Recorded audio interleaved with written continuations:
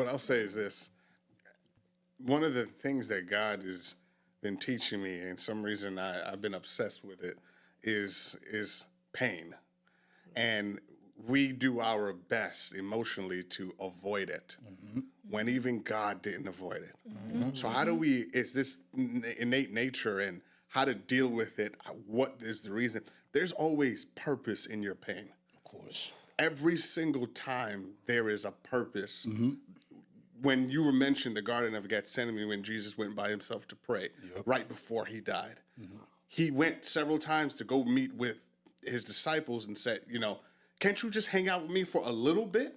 Like I'm at the worst point of this time in my life.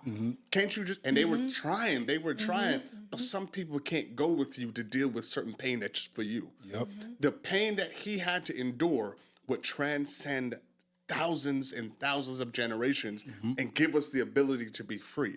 Exactly. If he had the ability to say, I'm good, it's not even worth it, I don't want to do this. He did ask, I don't want to do this, but if it's nevertheless, if you want, you can take this cup from me, but nevertheless, your will be done.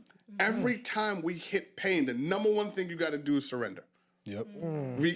Not surrender to yourself, not surrender to the pain, but surrender to God. Because when you surrender and say, look, this sucks and I don't like it, but God, if you allowed it, there is a reason. That job promotion that you were supposed to get that you didn't get, well, you got it. You didn't get it because had you got it, you would have been fired 2 years later when they were doing layoffs. When you were supposed to get that job interview, but things fell apart, well, the company folded, so that's why God told you no.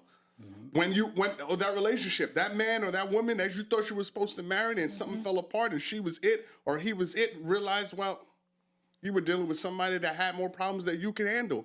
And he or she would have destroyed your past. So sometimes God tells you no in your pain to submit you for your future. Wow. And you don't know what it is now, but the thing that he is telling you now is, I know it hurts, but it's hurting for your good.